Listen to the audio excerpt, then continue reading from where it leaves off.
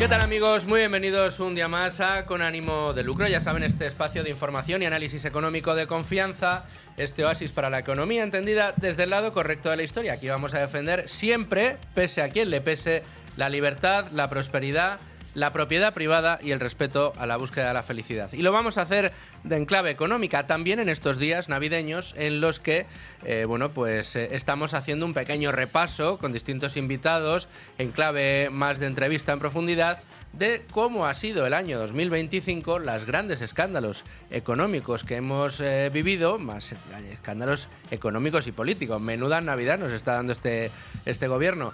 Y hoy lo vamos a hacer con un invitado muy especial, a quien yo tenía muchas ganas de volver a traer a este estudio y con el que vamos a disfrutar seguro muchísimo. Se lo presento enseguida.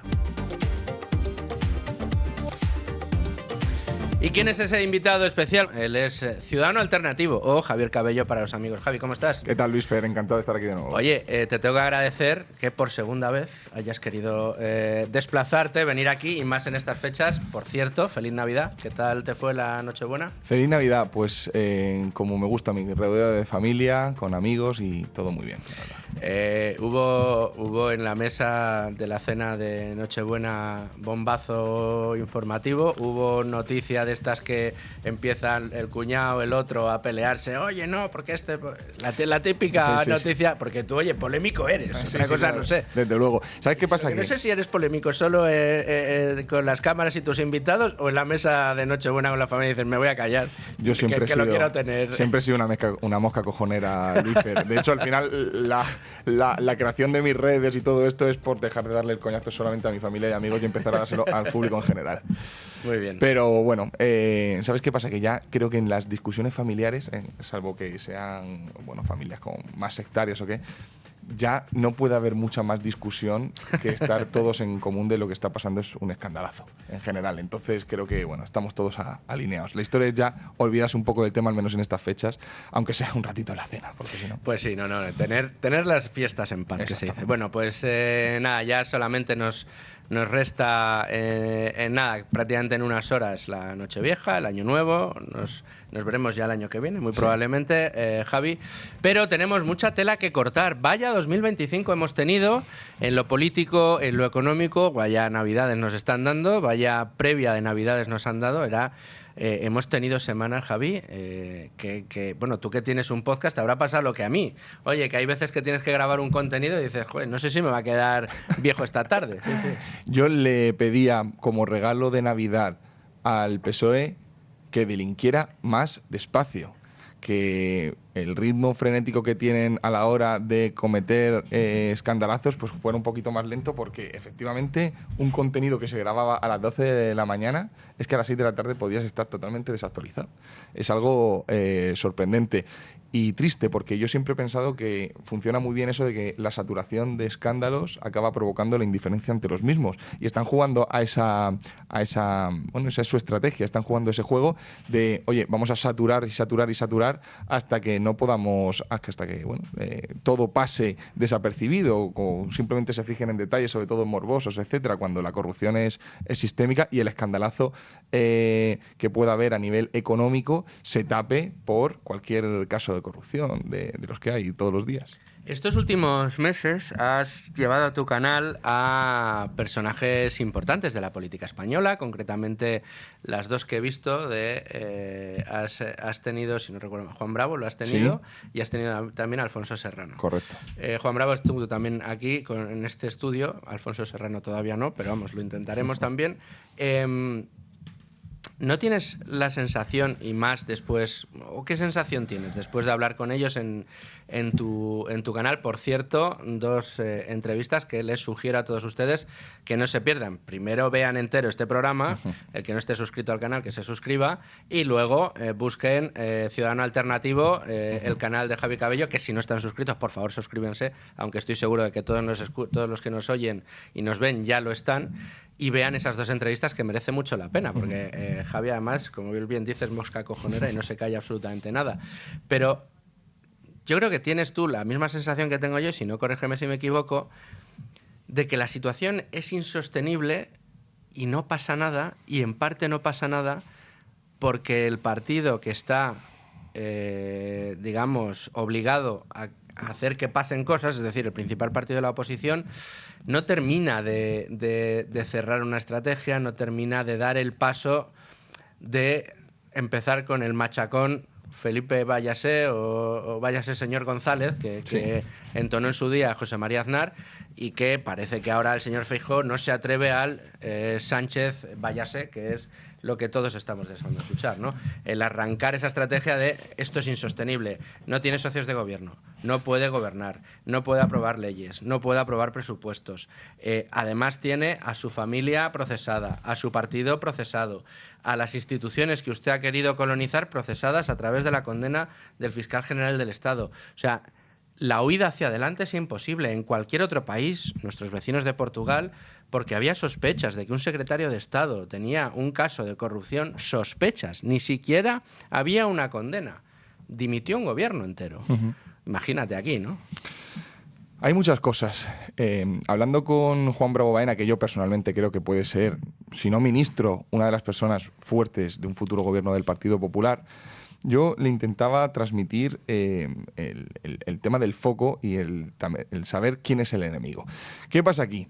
En primer lugar, esto es de entender, lo básico de la política. El Partido Socialista ha cometido tanto escándalo y ha movido la línea roja tantas veces y tan rápido que hay ciertas cosas que es indudable por el propio funcionamiento de la política que cuando llegue el siguiente gobierno le va a venir bien. Voy a poner un ejemplo muy sencillo. El tema de la fiscalía, del fiscal general del Estado. Hasta que no ocurrió lo que ocurrió con Álvaro García Ortiz, la gente no sabía que la fiscalía dependía del gobierno. En general, la gran masa. Sí, bueno, los que estamos más cerca de la política. Eso sí, pero ¿qué pasa? Que ahora se da por hecho. O sea, quiero decir, ahora el Partido Popular, cuando llegue y nombre un nuevo fiscal, el Consejo de Ministros lo nombre, han ocurrido tantas barbaridades que no va a tener problema en colar a la gente que ha puesto a alguien de su bando. O, por ejemplo, la colonización de las instituciones.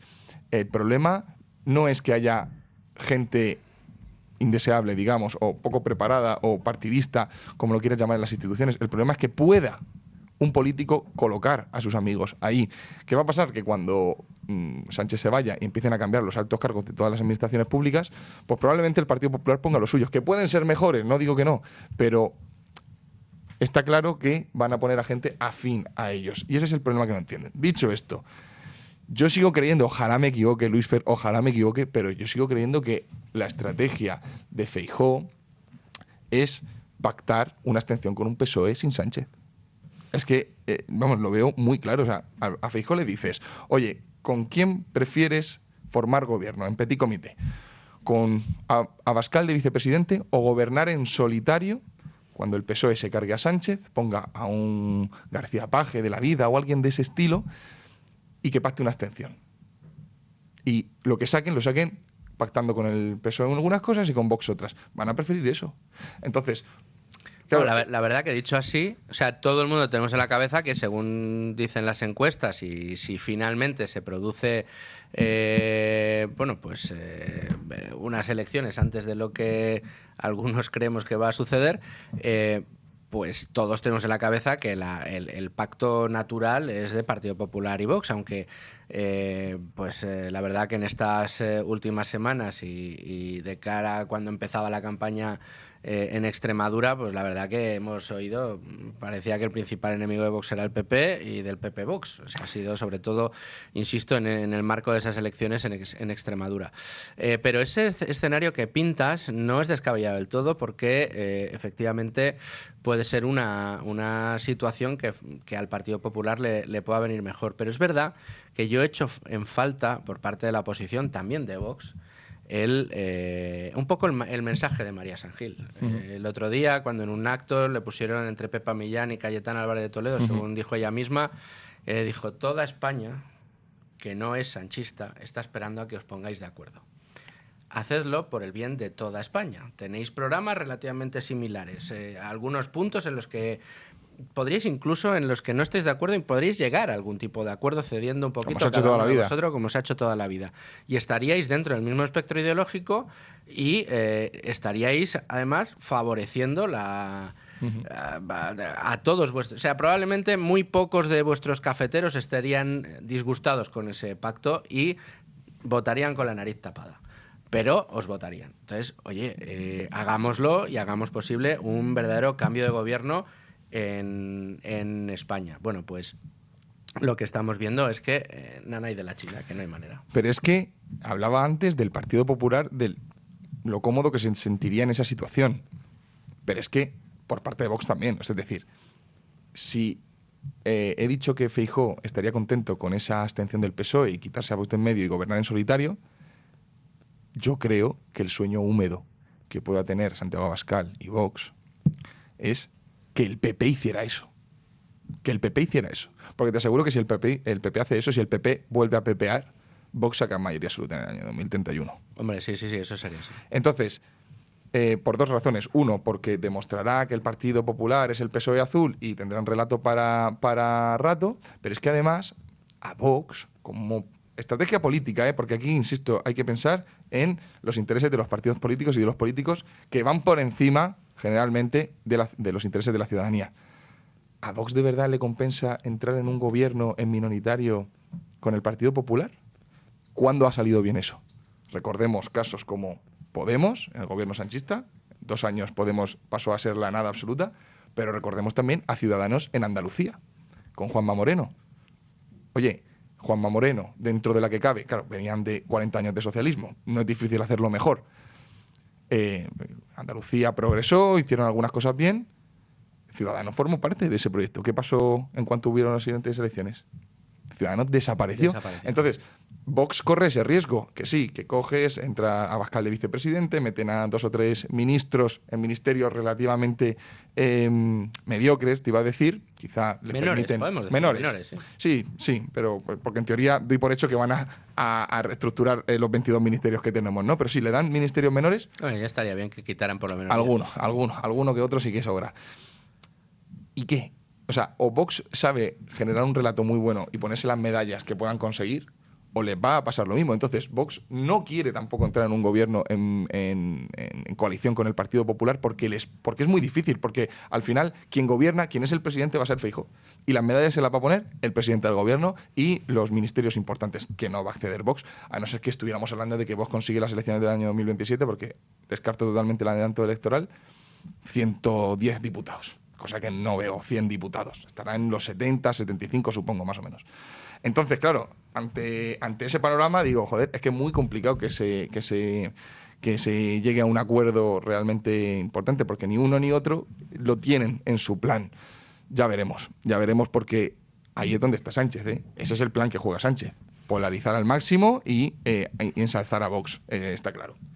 Bueno, después de esta pequeña aproximación a la situación que estamos viviendo ahora mismo, en tiempo presente, yo quiero, Javi, que vayamos un poco marcha atrás, que demos marcha atrás, que escuchemos, o sea, que repasemos un poco lo que ha sido este año y las lecturas que podemos sacar de diferentes situaciones, subidas del salario mínimo, un presidente del gobierno encastillado en que todo va fenomenal, los grandes problemas que seguimos atravesando, la pérdida de poder adquisitivo, la vivienda. Un poco quiero tu visión sobre todo ello, pero antes déjame que le dé un consejo a todos nuestros oyentes, más en estos días. ¿Te imaginas poder vivir con la tranquilidad, la seguridad y la independencia que tanto deseas? Las caídas, los despistes y las urgencias no avisan, y esto es importante que nos quede claro a todos. Una caída puede cambiarlo todo y sobre todo es algo que tenemos que tener presente si tenemos a personas mayores a nuestro cargo con las que no vivimos. Nunca se sabe cuándo puede ocurrir un accidente. Por todo eso, el reloj Durcal es un aliado perfecto. ¿Por qué? Bueno, pues porque te protege estés donde estés las 24 horas. La ayuda llega en menos de 40 segundos. El reloj Durcal, en definitiva, salva vidas. Consigue con Libertad Digital un año de teleasistencia Durcal con un 10% de descuento. El reloj y además 3 meses gratuitos.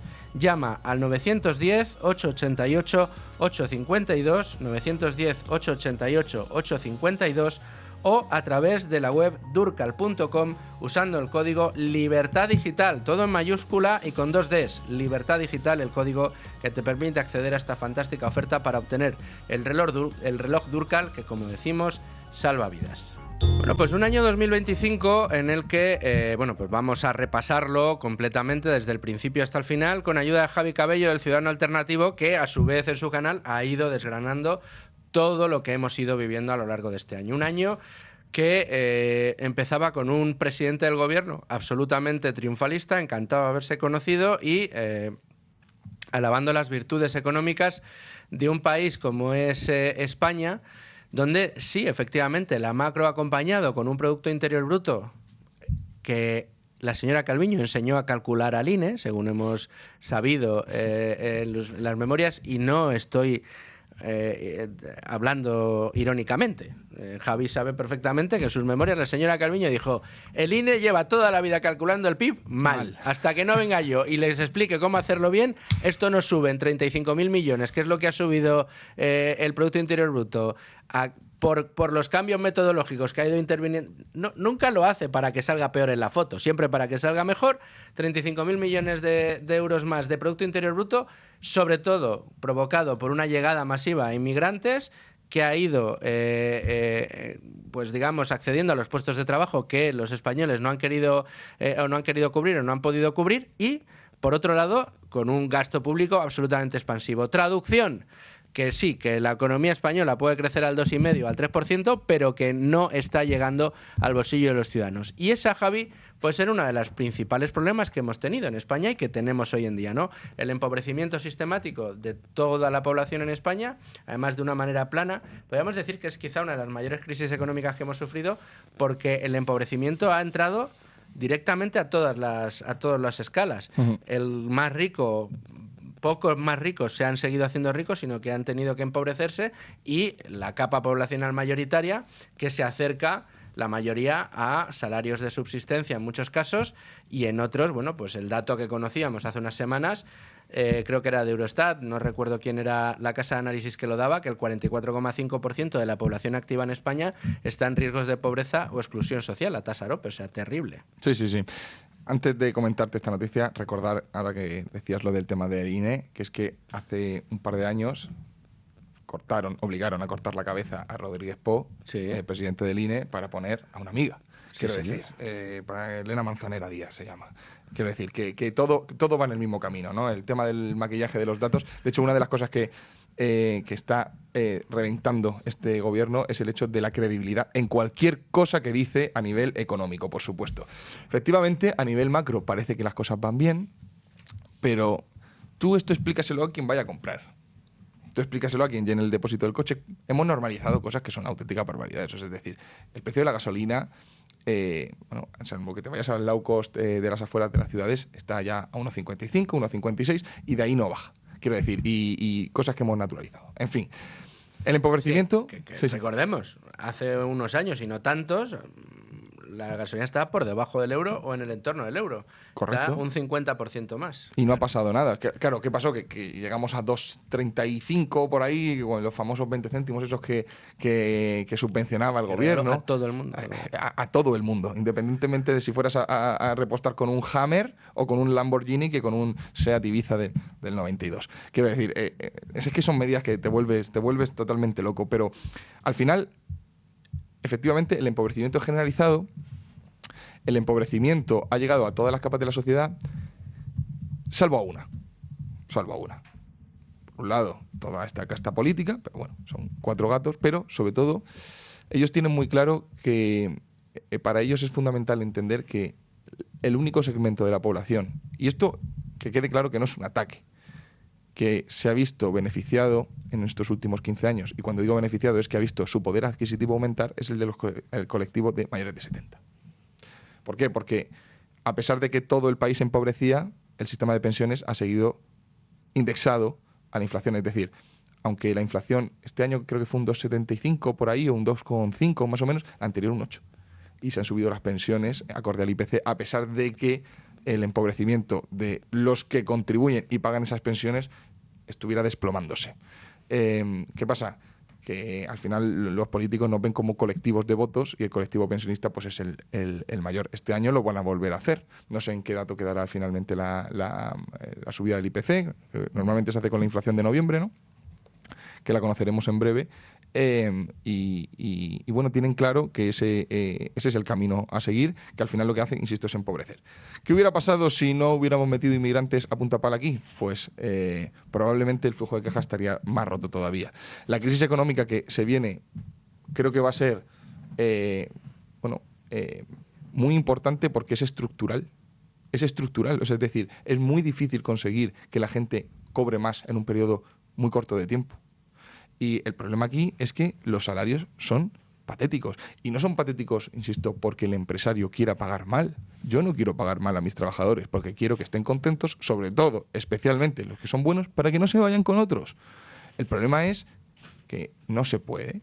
No se puede porque tú, cuando estás... Ojo, el empresario, cuando habla con el resto de compañeros, cuando entiende cómo funcionan las cosas, cuando revisa sus políticas de precio a finales de año, cuando hace las subidas salariales que se suelen hacer, se cierran los presupuestos para el año que viene, ¿no? Las empresas normalmente a finales de año cierran el año y establecen presupuestos. Se hace balance de lo que hay. Cosa que la mayoría de los ministros no han hecho en su vida. No tienen ni idea, pero ahora los empresarios a finales de año, ya por la parte contable y fiscal, por supuesto, pero luego también a nivel de presupuestos para el año que viene, se prepara y se estructura, ¿no? Y te das cuenta ahí de la realidad que hay, que es totalmente diferente a lo que venden. Porque es que los discursos triunfalistas del gobierno, porque hemos crecido un 0,1% más de lo previsto en nuestro PIB, que sí, que se lo digas a la señora que está ahí. ¿Qué pasa? Que aquí se están empezando a dar cuenta. Yo creo que el relato de que a pesar de todo sigue mereciendo la pena empieza a cansar. Empieza a cansar y empieza a no darte, porque de propaganda no se come. O sea, tú la nevera no la puedes llenar de propaganda. La llenas de comida del supermercado. Y ahí, macho, que ahí te digo, le voy a dar un mérito a Pedro Sánchez y al gobierno. O sea, la inflación ha sido algo que ha tumbado a gobiernos siempre, a lo largo del globo, ¿eh? O sea, la inflación es mortal porque como afecta a todos y sobre todo afecta a los segmentos más pobres de la población, ha sido lapidar. Y Sánchez ha cabalgado sobre la inflación como un auténtico jinete maestro, ¿eh? ¿Hasta dónde va a llegar eso? Fíjate, yo creo que somos capaces, y esto es un palo a la sociedad española, somos capaces de tumbar un gobierno por un escándalo de corrupción, porque 4 ministros se han ido de señoritas de compañía, antes que porque sea más pobre, o mi hijo no pueda independizarse, o... Creo que son más capaces de hacer. Has tocado un callo en el que yo llevo insistiendo un tiempo y además que me preocupa especialmente. Y es que da la sensación de que desde la oposición se ha fiado todo a los escándalos de corrupción, que hay que decirlo, son de un volumen atronador, no los soportaría ninguna democracia homologada del mundo desarrollado. O sea, los noruegos esto no lo permitirían, los suecos ni de lejos, los suizos tampoco, pero es que en Alemania esto tampoco se sostendría, ni siquiera en Francia, que también están acostumbrados a escándalos, ni te cuento en Irlanda, o en el Reino Unido, o en Portugal, que lo han demostrado, o en Italia, que tú fíjate lo que han pasado en los últimos años, con intervenciones, con presidentes que nombraban primeros ministros que tenían que volver a ser nombrados a los pocos meses, es decir, un desastre increíble. Bueno, pues en ninguno de estos países se sostendría un gobierno en la situación en la que se sostiene el nuestro por los escándalos de corrupción. Pero es que a mí me preocupa esto último que has dicho, porque el discurso económico que lleva el gobierno durante todo el año, desde el principio hasta el final, es un discurso en el que todo va muy bien, atamos los perros con longaniza, en España no hay ningún problema. Y tenemos problemas de primer orden. Tenemos el problema del empobrecimiento, un empobrecimiento generalizado, una renta per cápita que va reduciéndose, unos salarios estancados durante los últimos 30 años en términos reales, un saqueo sistemático del gobierno a los ciudadanos, a las empresas y a los autónomos a través de los impuestos y las cotizaciones sociales, como no se había visto ni siquiera en época del vampiro Montoro. Que ojo Montoro, si nos metió la mano en el bolsillo, y hay que ponerle la medalla de que fue el que abrió esta senda de que da igual, al contribuyente hay que exprimirlo, hay que doblarlo, hay que hacerle como con los trapos, ¿no? Cuando lo estás ahí apretando para sacarle la última gota. Así nos tiene el gobierno de Pedro Sánchez. De hecho, la semana pasada, creo que era, o la anterior, conocíamos un informe del Instituto Juan de Mariana donde se decía que efectivamente somos el país de la Unión Europea o el segundo país de la Unión Europea que más ha subido su cuña fiscal de todos los países de nuestro entorno. Y es verdad. Además, somos el país que ha conseguido que la mayoría de la población en España, su salario sea prácticamente igual que el salario mínimo interprofesional. Tenemos a un gobierno que está presumiendo de que cada vez más gente necesita el ingreso mínimo vital. Pero vamos a ver. Cuando veo esos tweets me pongo enfermo. Pero vamos a ver en qué mundo vivimos. Tenemos lo que decíamos, la tasa AROPE, el 44,5% de la población activa, casi la mitad de la gente que trabaja en España está en riesgo de pobreza y exclusión social. No solo eso, más de 1,5 millones de las personas que tienen casa en propiedad y trabajo están en riesgo severo de pobreza. Sí. Estamos hablando de que tienes trabajo y casa y no te llega. Que Gabriel Rufián, mira, en eso sus soluciones no hay por dónde cogerlas porque iría a que cada vez más gente estuviera en esa situación. Pero por lo menos daba el diagnóstico, claro. Sí. Oiga, y con un gobierno que nos lleva por esta deriva, que nos está empobreciendo de manera sistemática, que está entrando en las instituciones, que está mermando las libertades en nuestro país, resulta que se tiene que ir por corrupción. Oiga, que se vaya como sea. La corrupción está muy mal, pero no se nos olvide ¿por qué debe irse? Porque la situación es malísima. Eso es culpa de la oposición, de no saber poner el foco o quizá de ponerlo donde cree que a la gente le va a levantar más. Y es que, insisto, en este país es más fácil que a ti te hunda en la carrera política por un escándalo de corrupción antes que por haber arruinado a una generación completa. O sea, eso en primer lugar. Ahora bien, te digo una cosa, y aquí es que, insisto, es que aquí hay que dar el palo a todos, y yo me incluyo, a la sociedad, porque cuando se escucha lo de no, ya somos Venezuela, es porque el gobierno es igual que el gobierno de Venezuela, y tal, sí, pero la ciudadanía también. O sea, es decir, tú decías, oye, no lo permitiría la sociedad de Noruega, ni la de Inglaterra, ni la francesa, ni... ¿Quién lo permite? Pues los países de Hispanoamérica y algunos del este. Eso es lo que somos.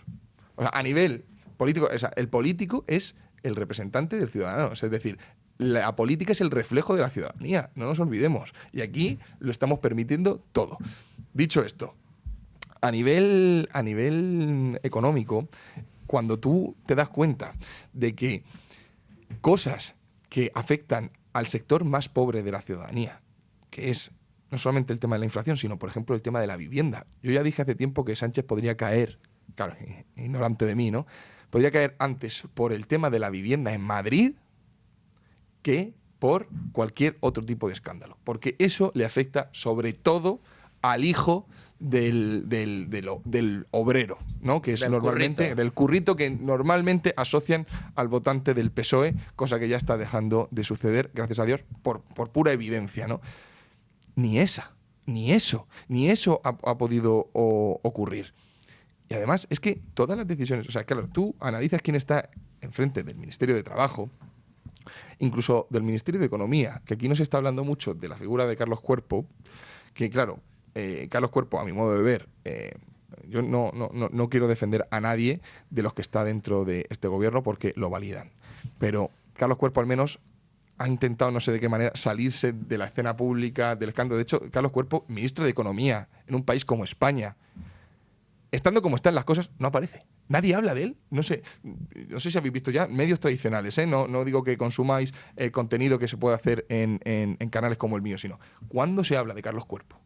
De hecho, las únicas veces que se habla de Carlos Cuerpo es cuando sale hablando japonés o inglés, que parece un intelectual ahí. Él es el encargado de todo esto. Bueno, fíjate, yo te diría que una de las grandes aportaciones mediáticas de Carlos Cuerpo fue el día que se anunció la OPA de BBVA sobre Sabadell, un par de días o 3 después de que el señor Bolaños dijera que el hecho de que se hablara de OPAs como la del BBVA sobre el Sabadell era una noticia fantástica, que hablaba de lo bien que compite la economía española, y a los 3 días sale el Cuerpo diciendo que se opone, que está mal, que no puede ser, y que aunque salga, el gobierno la llevará al traste, utilizando unos poderes que se arrogó estando el estado de alarma por una situación del COVID, por la pandemia del COVID. Sí, señores, todavía mantiene esos poderes que se arrogó el gobierno en aquel momento, supuestamente por un caso de extrema y urgente necesidad, no fuera que dada la debilidad de la economía española en aquel momento,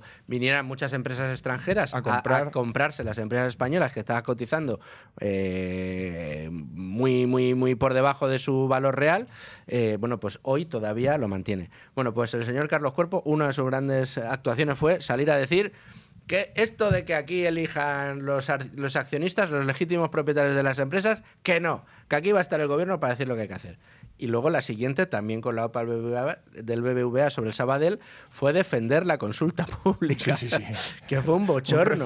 Fue un bochorno internacional, ¿no? Ahí votando Spider-Man y Mickey Mouse y Milton Friedman y Karl Marx. Me hubiera gustado ver la campaña electoral ante esa votación. Es que de verdad hacen cosas que yo no me puedo explicar. Pero si tú analizas esto que estamos hablando de que Carlos Cuerpo desaparezca, si tú te fijas en quién está llevando, vamos a poner un ejemplo, tú sales aquí a la calle, gente que no esté muy puesta, ¿no?, en esto, y le preguntas ¿quién es el ministro de Economía? Y no te lo saben decir. Y si le preguntas quién está tomando las decisiones a nivel de económicas en España, te aseguro que te dicen Yolanda Díaz y María Jesús Montero, que son la ministra de Hacienda y la ministra de Trabajo, y se están cargando todas esas decisiones o la imagen de todas las decisiones que sucede. Yo no sé si es para no quemarlo, yo no sé si es una decisión propia de Carlos Cuerpo que quiere estar fuera de la escena pública, etcétera, pero al final Yolanda Díaz es la persona, el miembro del gobierno que es la imagen pública ante decisiones de calado muy importante. Por supuesto, la ministra de Trabajo, es decir, tiene una importancia, pero la que sale a hablar sobre cómo está la inflación y cómo afecta eso al currito es Yolanda Díaz, que es la nulidad intelectual. O sea, hace de la tontuna una extensión de su propio cuerpo. Es ridículo, ¿no? No, ha convertido esa debilidad en lo que ella cree que es una fortaleza política, porque anda que no dice tonterías y chorradas. De hecho, Amalio, si quieres recuperar algunas de las muchas que tenemos de Yolanda Díaz aquí, y las vamos, según vaya saliendo la conversación, las vamos recordando. Sí, porque de verdad, o sea, entre los astronautas que iban a ser los ricos, ¿no?, que se iban a ir huyendo en cohetes, que los algoritmos no caminan por la calle. No me acordaba yo de eso. Que las fresas no se pueden consumir fresas si las fresas no son tan... Como son muy conscientes ustedes, los algoritmos no andan solos por la calle. ¿Y el de las fresas no lo tienes por ahí? Es el mundo de los cohetes para escapar de la Tierra, es el mundo del metaverso. ¿Fresas? Y el de las fresas, sí, Amalia. No comamos fresas cuando no se pueden comer fresas, porque cuando comemos fresas en temporadas inadecuadas es que estamos explotando a otra parte del mundo. Si Rajoy hubiera hecho esto, lo hubieran montado 6 o 7 especiales. Bueno. Intermedio. Y todavía Wyoming recordaría. Efectivamente. Y Jordi Évole, que por cierto, ¿alguien sabe dónde está? Pues no. ¿Sabes dónde está Jordi Évole? No. Lo digo porque el otro día le intenté escribir por redes sociales, claro, y está apagado. Está, o sea, no sé si se ha ido allí a Uruguay a taparse, a esconderse en la cueva, porque no aparece, ¿no? Pero fíjate, esto, lo que hacía toda esta gente, como Wyoming, como Jordi Évole, esta gente, lo que hacía era una propaganda muy bien pensada. Y en la derecha, no me gusta considerar solo derecha así, ¿no?, pero en la oposición a esta izquierda no hay figuras que hagan eso.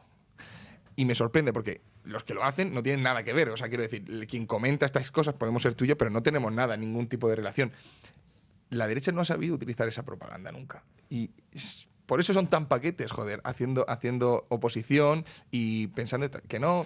No tienen, desde luego el PP no tiene un equipo de opinión sincronizada como tiene el Partido Socialista. Claro, tienes ahí el PP peleándose un poco con Vox, teniendo sus cuitas internas, sabes que tienen ahí a Isabel Díaz Ayuso, que no deja de ser la mosca cojonera, porque es la única que dice las cosas que debería decir la derecha en este país y que a veces al señor Feijóo se le atragantan, pero no tienen, como tiene el Partido Socialista, jolín, un tema de este año, y que lo comentábamos el otro día aquí con Rubén Arranz, toda la guerra en Prisa, toda la guerra de Moncloa con Prisa, con el señor Ugurlian, el que ha sido el gran valedor de este gobierno para, por ejemplo, asaltar Indra y otro tipo de cosas, bueno, pues hay una guerra interna en Prisa porque los tentáculos de Moncloa, en forma del señor Contreras, resulta que lo que estaban preparando era una televisión financiada por el bolsillo de Ugurlian para meter una programación completa y total, desde por la mañana hasta por la noche, de informativos, tertulias, programas de tertulia informativos, desde por la mañana, insisto, hasta por la noche, para mayor gloria de Pedro Sánchez. En eso estaban los tentáculos de Moncloa. Y como no lo consiguieron ahí, aunque todavía están intentando sacar una tele por otro lado, de momento lo han hecho en Televisión Española. Correcto. Y ahí tienes a Silvia Enchorrondo por la mañana defendiendo lo indefendible, como decimos siempre, diciendo que si un político cobra comisiones por otorgarle una obra pública a una empresa y cobra de esa empresa por haberle otorgado la obra pública, si viene por contrato puede ser legal. La señora Silvia Enchorrondo, ojo, es impresionante. O sea, ya se ha convertido en una cosa que a mí me indignaba, una cosa divertida, porque cada día dices, a ver qué hice hoy la señora Enchorrondo de este gobierno para tratar de defenderlo. Pero es que luego tienes a Gonzalo Miró y a Marta Flix, que el día que salen 7 informes de la UCO, que tienes a Salazar, que tienes a otro senador de Valladolid, que tienes a medio gobierno, que tienes a medio Partido Socialista, que salen informes de la UDEF y de la UCO por todos los lados y te hablan del hospital de Torrejón y sacan a un cura pederasta, los niños robados. Los niños robados del franquismo. O sea, vamos, increíble, ¿no? Pero en eso sí está el PSOE. En eso sí tienes a Ferreras por un lado, y eso que ahora está muy crítico con el Partido Socialista, tienes a Televisión Española por el otro, tienes ahí intentando cooptar Prisa. El Partido Popular eso no lo ha hecho en su vida, no sabe lo que es tener una política de comunicación. Ojo, y yo no digo que yo quiera que la derecha tenga exactamente lo mismo, pero ni siquiera se preocupa de que aquellos medios de comunicación que defendemos posiciones liberal-conservadoras podamos hablar de cosas buenas que hacen, ¿no? Sí. Son muy malos en esa parte. Son muy malos y en general la derecha ha sido muy mal haciendo esto. Y Vox obviamente tiene más claro esto porque es más fresco en las cosas como son y defiende las ideas con muchísimo menos complejo que como las defiende el Partido Popular, pero es triste que incluso con esto que acabas de contar de Televisión Española, que es un auténtico escandalazo, es una corrupción clarísima, es una corrupción. Estamos hablando de que periodistas a nómina pública están, y lo digo sin ningún tipo de miedo, es que están comprados por el partido político del gobierno. Porque además te has dejado muchos, te has dejado muchos dentro de Televisión Española. Es que tú coges la parrilla desde inicio a final. Bueno, cógete cualquier programa de Javier Ruiz. Ojo, es que lo de Javier Ruiz es escandaloso, ¿no? Y el Partido Popular nunca ha sabido hacerlo, y no ha sabido hacerlo con temas sociales. De hecho, el otro día lo decía, cuando salió todo el escandalazo, lo del Plus Ultra y demás, deberían estar callados, porque solamente la cagan. Cada vez que hablan e intentan hacerse los modernitos, soltando algún meme, de estos que hace muy bien el PSOE, no lo saben hacer. Y a nivel económico, tampoco no saben trasladar la realidad de lo que ocurre de una manera que toque la fibra, que es lo que ha sabido hacer la izquierda siempre, ¿no? O sea, ¿tú te acuerdas cuando salió... cuando subió el precio de la luz en los momentos de Rajoy, la pobreza energética. La pobreza energética de Jordi Évole? Aquí la luz se llegó a despegar a 400 euros el megavatio hora. Sí. Y aquí no dijo ni nadie ni mu. No, lo que dijeron es, le vamos a poner un impuestazo a las energéticas por los beneficios caídos del cielo. ¿Por qué? Pues porque culparon a las empresas privadas de energía de ser las que se llevaran el dinero. Espérate, que tenemos a Silvia Enchorrondo. Me lo dice Amalio. Verás. La comisión, vamos a abordarlo ahora. Que una comisión reflejada por contrato estarán espeluznados. Es legal. Claro. La UCO habla de mordidas o de comisiones. Porque es distinto. No, habla de comisiones. ¿Legales? Sí, comisiones legales. Claro, está documentada. Es una comisión que la comisión no tiene por qué ser ilegal. Por un lado tenemos comisiones que estaban reflejadas por contrato del 2% de entrada legal. Luego tenemos la tarjeta de crédito o de débito de Servinavar. Si Santos Cerdán es uno de los, digamos, propietarios de la empresa, no es ilógico que tenga una tarjeta. No es ilógico. Y luego, por otro lado, tampoco es ilógico que le paguen un piso de alquiler. Entonces, en estos 3 casos, ¿dónde está la duda de la UCO? Es decir, la UCO en su informe habla de comisiones o de comisiones ilegales. Esto de la comisión... Vamos. Es que no me canso, de verdad, se lo digo a todos ustedes, no me canso de poner este corte porque me parece un escándalo mayúsculo. Pero mayúsculo. Porque es que además se aprovecha de medias verdades, Javi. Claro, Por un lado dice, no, es que hay comisiones que son legales. Por supuesto, el comercial... Mis comerciales en mi empresa tienen una comisión variable a venta. Hombre, obviamente, claro. Y esas son comisiones legales, además abiertas, todo el mundo las conoce y son habituales. Otra cosa es que el político, que está obligado, sin remuneración extra alguna, a poner las bases en un concurso público para decidir qué empresa debe hacer cada trabajo, que lo que haga sea hablar con la empresa y decirle, si te lo doy a ti, ¿cuánto me das? ¿Me das un 2%? Vale, pues te lo voy a dar a ti. Así que lo que tienes que poner en el contrato es esto, esto y esto, y tranquilo que tú te llevas la obra. Y entonces concurre junto a otras empresas y, o casualidad, se lo lleva la empresa que le va a dar un 2%, un 3% o lo que sea al político de turno. Claro, si tú cobras comisiones por eso, por mucho que tú lo hayas cerrado en un contrato, señora Inchaurrondo, eso no es legal. No es legal, ni decoroso, ni presentable, y mucho menos que usted lo defienda en prime time en la televisión española, en los matinales de la televisión. Con nómina pública. Nómina pública pagada por todos nosotros. Con nómina pública, porque si yo digo esa barbaridad que has dicho tú, sigue siendo una barbaridad, por supuesto, pero bueno, puedo ser un zumbao que en su canal de YouTube suelta esto. Pero es que tú presentas un espacio televisivo en una cadena pública. Y te llevas una pasta, por cierto, porque se lleva una pasta. Que aún así, y esta era la pregunta que yo te quería hacer es, tío, ¿cobran tanto como para esto? O sea, es decir, a ver, creo que Silvio Chorrondo está en los 500.000 euros al año, es una barbaridad, es una pasta.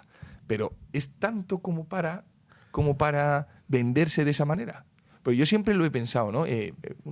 Una Pilar Alegría, por ejemplo, que esto ya estamos hablando del gobierno, con 80.000 euros que cobra. ¿De verdad cobra tanto como para humillarse de esa manera? Como para que, o sea, quiero decir, tú que eres periodista, joder, que te digan lo que tienes que decir. O sea, ¿Sabes que qué no pasa? tengas esa libertad, me parece. Pero es que yo creo que ahí se produce una comunión.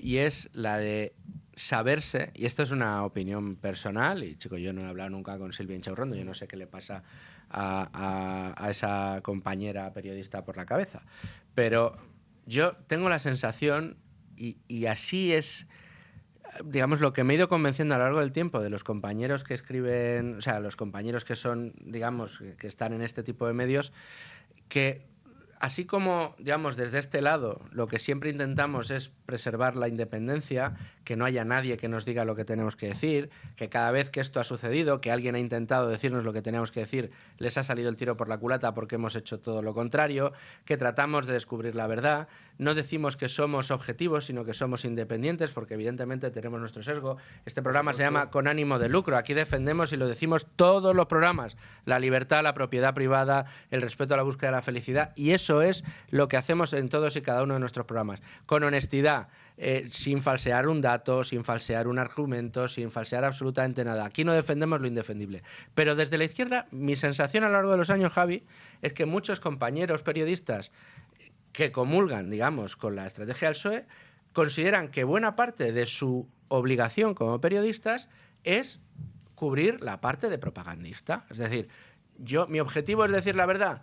Bueno, mi objetivo es que no gobierne la derecha, porque yo como periodista tengo que preservar los valores de la izquierda, y lo que tengo que intentar es que no gobierne la derecha. Entonces asumen como propio ese objetivo y lo hacen encantados. Yo creo que Silvia Inchaurrondo lo hace encantada.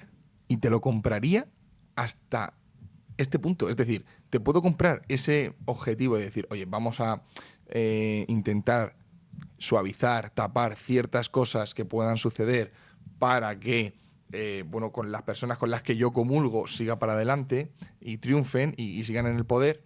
Y otra cosa es lo que acabamos de escuchar. Es que yo analizo el mundo periodístico y os sigo a todos y estoy muy atento a lo que decís, porque creo que, que es muy importante tenernos en cuenta a todos. Pero claro, cuando yo me siento más identificado con Elisa Beni, con Elisa Beni, con lo que ha Ojo, sido Elisa Beni, Ojo, que con cualquier tertuliano de televisión española, yo flipo, yo alucino. Digo, no puede ser que a Elisa Beni la hayan echado del periódico. Es que así de claro lo digo, me parece un escándalo.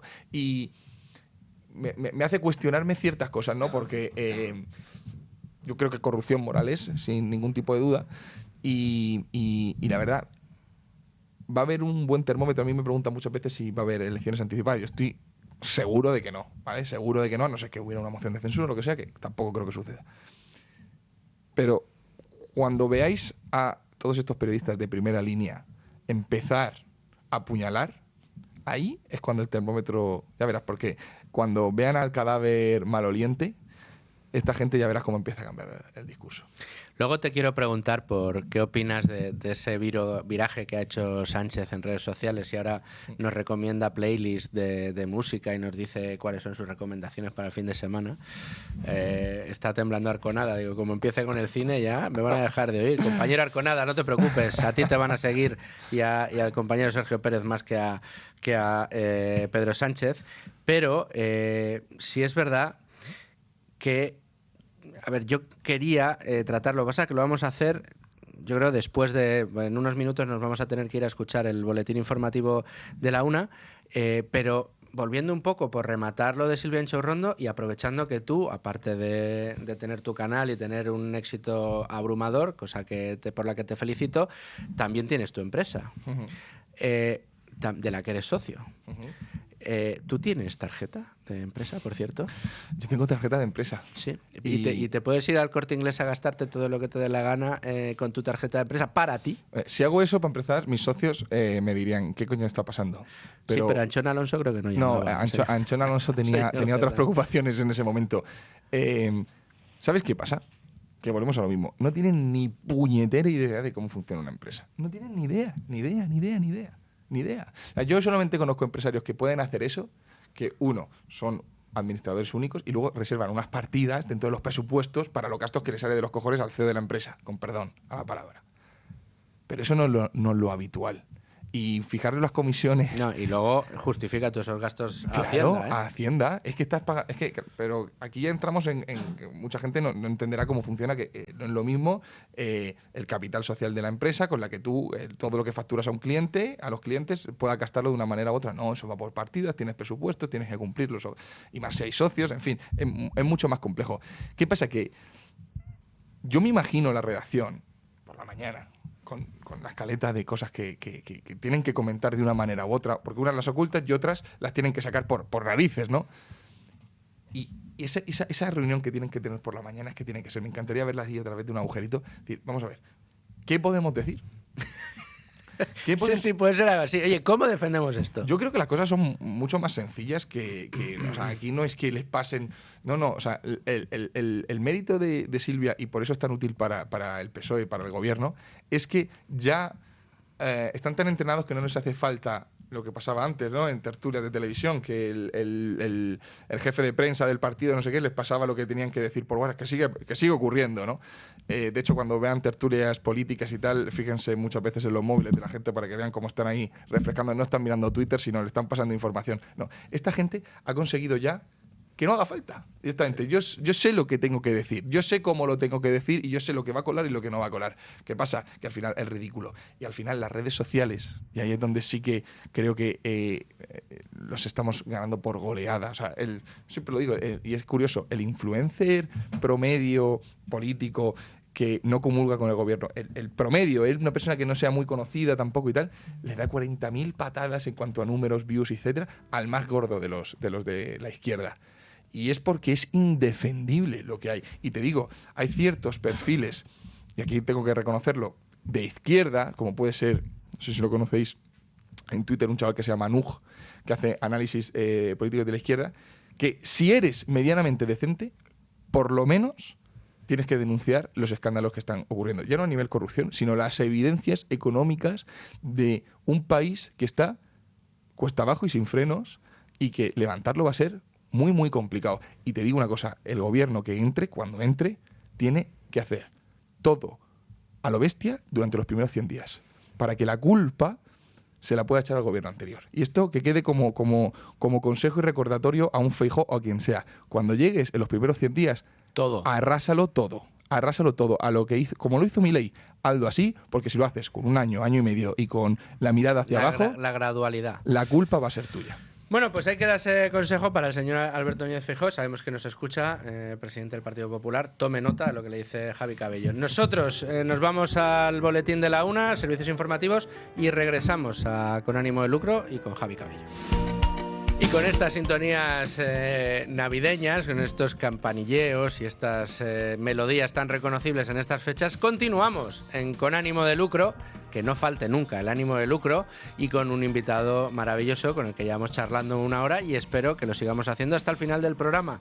Porque decía yo que teníamos mucha tela que cortar. Don Javi Cabello, ciudadano alternativo, hemos desmontado muchos, nos hemos metido con Silván Chaurrondo, sí, un poquito. Pero en este resumen del año hay temas que no nos podemos olvidar. El primero, uno de los grandes problemas que este año, aunque ya el año pasado lo teníamos, pero este año ha sido todavía más evidente, es el del acceso a la vivienda. Los precios de la vivienda y fundamentalmente las políticas que nos han llevado a tener un parque de viviendas extraordinariamente caro, de unos precios crecientes y una demanda creciente, porque entre otras cosas el regulador lo que hace es impedir que haya cada vez más demanda. Es más, lo que quiere es monopolizar la poca demanda que hay. Y todo lo que sean empresas públicas. Eso por un lado. Y luego también te quiero preguntar, ya al final, pero que nos dé tiempo, es a cómo ves un poco el futuro de cara al nuevo año, dándonos cuenta pues de las nuevas tendencias internacionales. Meloni haciendo batalla ideológica en Europa.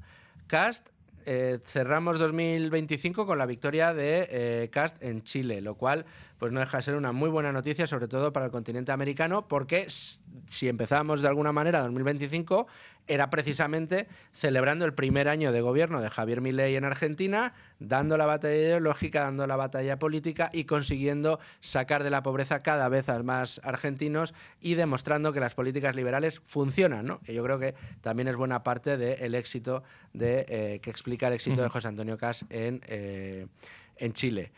Pero vamos por partes. Vivienda, ¿cómo ves la problemática y cuáles son tus conclusiones? Pues mira, hace poquito salió la entrevista que mencionabas antes, ¿no? Con el secretario general del PP madrileño, con Alfonso Serrano, y le preguntaba sobre esto, ¿no? Porque si bien la vivienda está siendo un problema a nivel nacional, en Madrid en particular está siendo tremendo. Yo se lo contaba, he conseguido mudarme hace poquito a la zona de Valdebebas y yo la veía y está llena de grúas. Llena de grúas. Pero aún así hay espacio, ¿no? Y le decía, oye, ¿sabéis cuál es la receta para intentar solucionar esto, ¿no? Que es construir. Y lo tienen claro, pero les falta acelerar. Yo, la receta creo que está muy clara, ¿no? Que es parte por liberalizar el suelo, algo que no sé si tiene tan claro el PP como dice, luego porque al final el Partido Popular gobierna, insisto, en casi toda España. En casi toda España, ¿no? Y las políticas de suelo pertenecen a las comunidades autónomas en gran y sobre todo a los ayuntamientos. Sí. Quiero decir, y ayuntamientos hay muchos más del Partido Popular que del PSOE en estos momentos. Así que hasta cierto punto cuela, o al menos a quien entiende un poquito cómo funciona esto, que todo es culpa del gobierno central, que en este caso no lo es. Creo que si no son capaces ellos mismos de empezar a dar una solución clara y que eso se traduzca, porque también es cierto que esto no se arregla de un día para otro, pero si no empiezan a hacer esto, será algo que les ocurra. O sea, les va a ocurrir lo que siempre les ocurre, que es que cuando pasen X años se comerán el marrón ellos, como siempre, y lo venderán mal. Es decir, lo que hace falta es liberalizar el suelo y construir. O sea, no hay una receta más rápida para intentar solventar este problema. Me decía Alfonso Serrano una cosa que me llamaba mucho la atención. Y dicho, se hizo bastante viral porque soltó, no sé quién sería el palo, pero cuando le preguntaba qué les estaba frenando, decía, oye, cuando ya está el suelo disponible, tenemos que incentivar a las constructoras a que construyan. Y le pregunté, ¿os habéis encontrado esa situación? Y me dice, a veces sí. Porque es cierto que puede llegar a especular un poco con el... Pero así funciona, guste o no, el mundo empresarial. Es decir, si creo que voy a sacar más rendimiento económico, tal. Y me dijo, y ahí están dos recetas. La receta socialista, obligarte a construir, o la receta liberal, hacer incentivo fiscal. Me gustó mucho la respuesta, ahora hay que ponerla en marcha. Es decir, incentivos, siempre hablamos de los incentivos para que la gente joven, por ejemplo, se compre una casa, que es, oye, reducir impuestos, etcétera. Pero también hay que incentivar a que se construya, que ahí es donde nace todo, ¿no? Es decir, que se construya, que tengas incentivo a construir al precio que sea. Hay que ir por esa receta, hay que encontrar la manera de construir más y que todo el mundo se lucre, ya que estamos en ánimo de lucro, se lucre en este negocio, porque todo negocio tiene que ser lucrativo, para todas partes. Fíjate que ahí el problema, aquí tuvimos una entrevista con el señor Mikel Echavarren, que es el presidente de Colliers, que es una consultora inmobiliaria. Echavarren yo le conozco desde hace muchísimos años, sobre todo cuando estaba en una boutique inmobiliaria llamada Irea, desde sus comienzos, pero antes ya estaba trabajando en el sector inmobiliario. Es uno de los grandes... Fíjate, si hubiera un comité de sabios en España para el negocio inmobiliario, él debería ser uno de los 2-3 cabecillas de ese comité de sabios. Porque bueno, ya toda la vida conoce el negocio inmobiliario desde dentro, ya sea el residencial, ya sea el de oficinas, ya sea el turístico, cualquier parte de negocio que implique la construcción de un edificio, podríamos decir, el señor Echavarren lo ha conocido desde el principio. Y aquí nos daba una clave fundamental que tenía que ver pues, con el nombre de este programa, como has dicho tú, con el beneficio. Claro, que aquí hay dos cosas. Por un lado, tenemos un país en el que el precio de la vivienda está subiendo como nunca, superando los máximos de la época de burbuja. Coincide además que esto se produce, entre otras cosas, porque tenemos una demanda muy creciente que no obtiene satisfacción. Es decir, tienes una demanda que está subiendo a un ritmo brutal. Y, por otro lado, tienes una oferta que está muy constreñida. Es decir, hace falta construir mucho. Dices, hombre, si yo me dedico a construir, y sé construir, es lo que llevo haciendo toda la vida, ¿no? Me estoy poniendo en la piel de un empresario. Y en España veo que los precios están por las nubes. Es decir, joder, que puedo ahí meter cuchara en el precio. Y además sé que hay una demanda cautiva que me va a reducir de una manera muy importante el riesgo a la hora de iniciar una promoción inmobiliaria. ¿Qué me impide a mí? O sea, mi pregunta siempre ha sido, en estas circunstancias, ¿cómo no hay codazos entre las promotoras inmobiliarias para ponerse a construir suelo, a levantar urbanizaciones en toda España? ¿Y no está pasando? No está pasando. ¿Por qué no pasa? Pues Echavarren, en la entrevista que le hicimos hace unos meses aquí en Libertad Digital, daba la clave. Hombre, si a ti el regulador te cobra aproximadamente el 35% en impuestos para poner la vivienda a la venta, o sea, desde que inicias los trámites para promocionar un suelo hasta que ya tienes el último ladrillo y la última paletada y el último pared pintada para poder entregar las viviendas, entre tasas, impuestos y demás, se te ha ido el 35% de lo que le vayas a sacar a la promoción. Se dice pronto, un 35%, en algunos casos, en algunas comunidades autónomas, más. El riesgo que implica, porque al final dices, ostras, ahí tienes que poner una pasta enorme para promocionar y luego a ver si lo vendes todo, a ver si no te quedas colgado de la brocha, ¿no? Eso por otro lado. Y por otro lado, una parte invisible, que es que a ti el regulador te dice, bueno, pues ahora tú te pones, quieres esta pastilla que yo he sacado para que, pastilla de suelo, se entiende, para que la desarrolles, pues... A ver, la urbanización, es decir, temas de acerado, alumbrado, todo eso me lo preparas tú, ¿vale? Vale, ¿quién me lo paga? No, eso lo pagas tú, lo preparas tú. Vale, bueno, es que la condición para poder hacer esta promoción es que me urbanices la zona. Bueno, vale, venga, pues corre de mi cuenta y urbanizo la zona. Vale, perfecto. Y además, ¿cuántas viviendas vas a construir? 250. Bueno, pues 150... o 100 me tienen que ir para vivienda protegida y no las vas a poder vender a más de este precio porque va a estar... Entonces dices tú, joder, pues espérate, 35% en impuestos. Un 25 o un 30% de la promoción la voy a tener que dedicar a vivienda al precio que tú quieres, que a mí me sale a pérdidas, porque para yo ganar dinero tengo que vender cada piso por tanto y tú me dices que lo tengo que vender por menos. Tengo que correr con la urbanización de la zona, no me dejas vender la mitad de los pisos al precio que yo quiero, pues los pisos que sí puedo vender al precio que yo quiero, los tengo que disparar de precio. Again. Y con el riesgo de no venderlos todos, para al final sacar cuánto beneficio. Entonces, esas cuentas, así rápidas, a brocha gorda que acabo de hacer, las hacen muchos empresarios de la construcción. ¿Qué problema tienen? Pues que dicen, joder, en un proyecto que me va a llevar entre 2 y 5 años, que yo voy a meter un capital muy importante, porque a ti el banco no vas de primeras y el banco te dice, ¿cuánto necesitas, Rey? 20 millones para ponerte a construir, 5 millones, 12. Yo te lo Aquí los presto tienes. y ya me lo devolverás. No. Al principio hay que aportar capital propio, tienes que ir a financiación alternativa que te cobran un 16, un 17, un 20% de interés, tienes que ir cumpliendo los plazos, necesitas sacarte las cédulas de habitabilidad, cumplir con todos los permisos municipales y se te va a eso, a 2 o 5 años. Una inversión donde has puesto una pasta y donde al final a ver qué te deja el regulador que saques de beneficio. Yo conozco el caso de un empresario que en Pozuelo sacó una promoción de chalés. Le costó Dios y ayuda terminar los chalés y ponerlos a la venta y venderlos para sacar beneficio.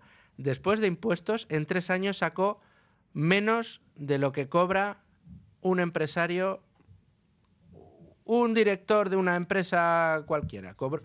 Sacó en 3 años menos de una nómina. No una nómina cada año, en los 3 menos de una nómina. No vuelvo a Claro, hacerlo. este chico dijo, pues no voy a volver a meterme en este lío. El lío en el que me he metido, la de impuestos que he pagado, los cabreos con el inspector, luego con las cuadrillas de albañiles y lo que tenía que ir cambiando. Dice, es un desastre para haberme llevado al final una cantidad menos de 100.000 euros en 3 años. Dice, es imposible. Yo, cuando pienso este tema, a ver, nosotros no somos los únicos que tenemos el conocimiento de cómo esto es la manera correcta de actuar para que funcione. Quiero decir, no entiendo bien los incentivos a nivel político, ya te digo, estatal, autonómico, en los ayuntamientos, para no hacer esto. O sea, yo es una reflexión que he intentado hacer varias veces. Hoy, ¿por qué? ¿Por qué? O sea, ¿quién se vería perjudicado políticamente de que esto fuera bien y sucediera? No me lo puedo explicar. Es igual que con el tema de la ocupación. Con el tema de la ocupación, ¿quién se ve beneficiado políticamente? Y me dices, los de extrema izquierda, Podemos y tal, no sé cuánto, porque esa gentucilla les vota. ¿Cuántos son? O sea, quiero decir, de verdad, al Partido Socialista, fíjate, al Partido Socialista. O sea, al Partido Socialista, ¿en qué le perjudicaría que hubiera una ley antiocupas como hay en otros países de Europa, en el que en menos de 12 horas estás en la puta calle? Y que, en la cárcel, además. ¿A quién perjudica eso? Y es algo que, igual que con el tema de la vivienda, no me puedo llegar a explicar por qué esto no se hace.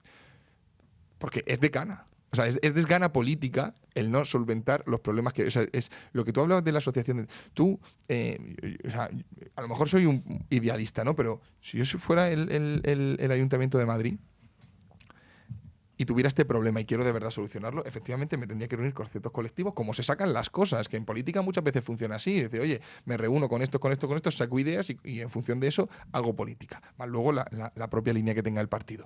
¿Por qué no se está haciendo? De verdad que no me lo puedo llegar a explicar. No me lo puedo llegar a explicar, porque creo que no perjudicaría políticamente a nadie. Y aún así no se hace. Porque además hay una cosa importante, oye, me dices, en Barcelona, por ejemplo, por pura geografía, es más complicado solventar el problema de la vivienda, porque está limitado geográficamente. Pero en Madrid, es que en Madrid...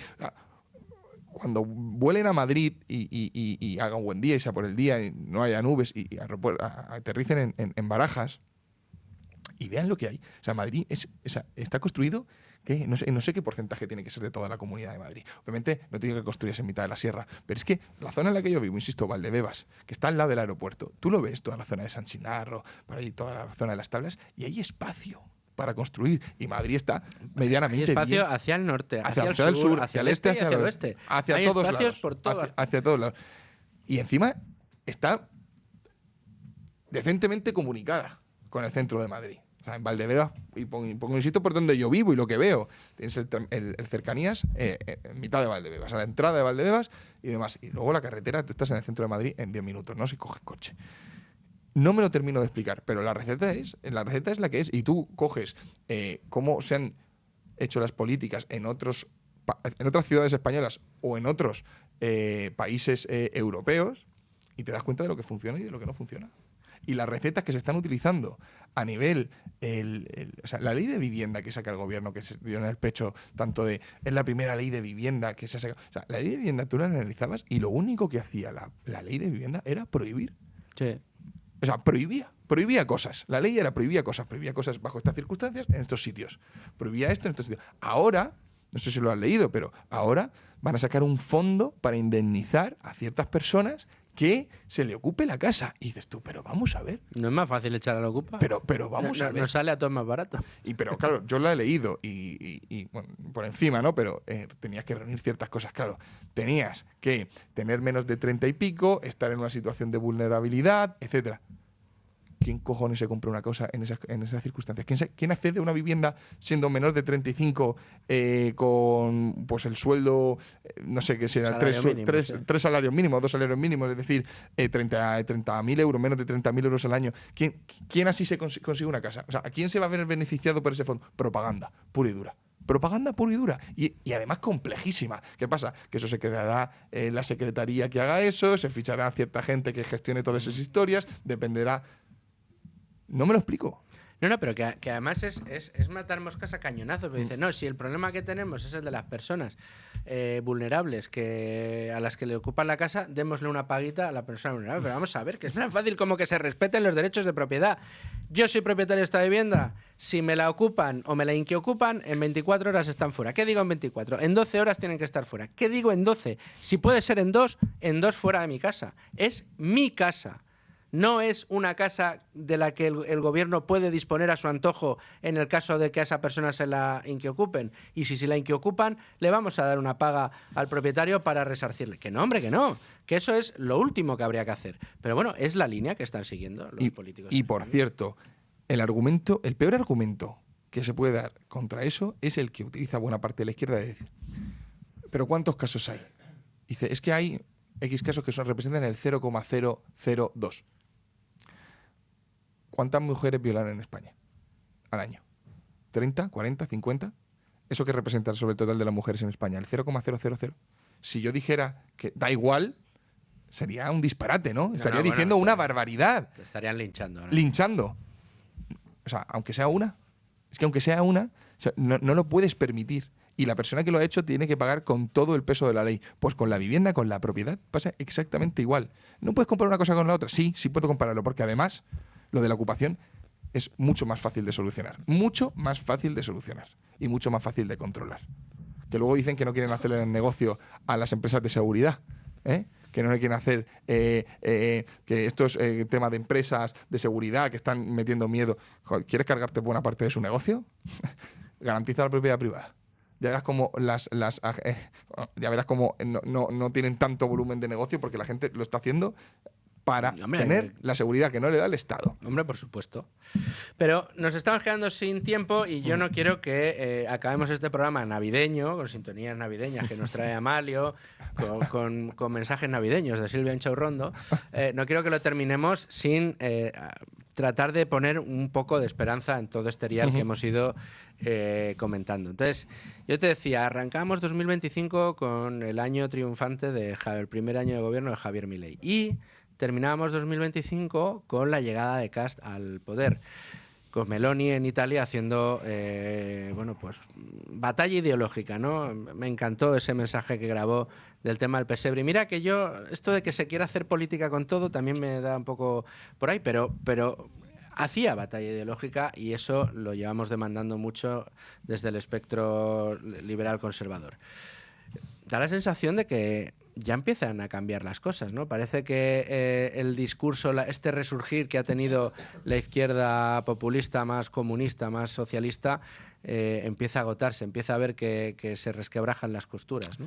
Que sus principales posturas ideológicas, como eran basura ideológica, han caído. O sea, lo que es basura ideológica al final acaba cayendo con el tiempo. Y quien no cae es regímenes autoritarios que al final acaban entrando por esos caballos y amarrando el país con fuerza, ¿no?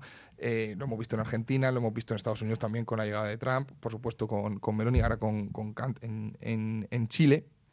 Hay una corriente que acaba con todo este wokismo que lleva muchos años ya dirigiendo las corrientes más populares ideológicas en el país, porque han controlado la cultura, han controlado, cuando digo cultura, han controlado la música, han controlado el cine, han controlado los medios de comunicación, etcétera. Y ahora parece ojo, ¿por qué entra? Yo no creo que lo haya hecho bien el aspecto liberal conservador. O sea, no creo que sea por mérito de la derecha. Es por desmérito de la izquierda. Claro, cuando... Parecen tonterías, ¿no? Pero cuando tú, por ejemplo, escuchabas a Sabina, ¿verdad? Hace unos meses, que decía que él tenía ojos y oídos y ya no era tan de izquierdas. Sabina, que representa la izquierda en este país mejor que nadie. Yo soy fanático de Sabina, por cierto. Eso quiero decir. No tiene nada que ver el arte que pueda tener con su ideología. Yo analizo ese discurso y no es porque la derecha lo haya bien y haya llegado a convencer, sino porque la izquierda no ha podido sostener lo que sostenía. Trasladándolo a España, el Partido Popular en España no ha gobernado nunca por mérito propio. Quizá la segunda de Aznar, pero ha sido por desmérito de la izquierda, ¿no? Entonces, creo que esa corriente es el momento. La política son ciclos también y llega el momento de oponerse a todo lo que lleva pasando en los últimos 15 años. Y en España, pues parece ser que no. En España cuesta. En España cuesta. Y en España cuesta por varios motivos. Es uno, porque la derecha no lo ha entendido, no ha entendido hacia dónde vamos. Cuando digo la derecha, fundamentalmente es el Partido Popular. No ha entendido hacia dónde vamos. De hecho, te digo una cosa. En casi toda Europa, homologado a España, Vox y el Partido Popular, en casi toda Europa, Vox...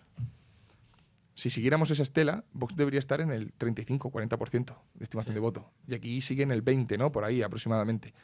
Vamos con retraso en general en todo.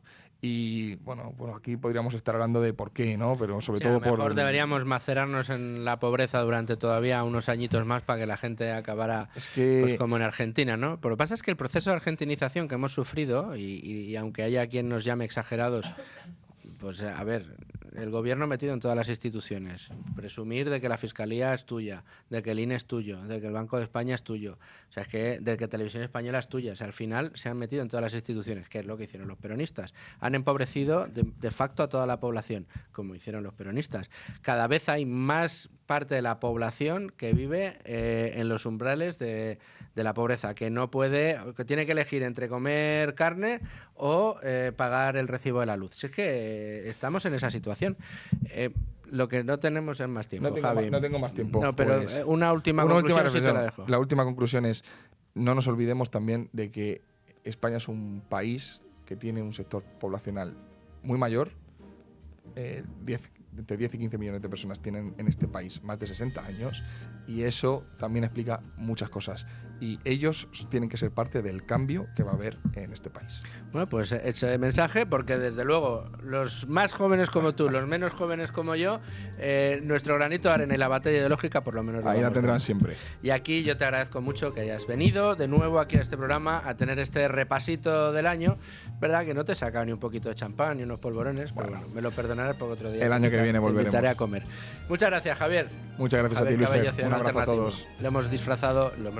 Disfrutado mucho en el día de hoy. Y a todos ustedes, señores oyentes, gracias por estar ahí un día más. Ya ven que les traemos programas muy interesantes para estos últimos días del año y espero que nos acompañen mañana en el próximo que vamos a tener y que espero que también sea de su agrado. Un abrazo, señores. Hasta mañana.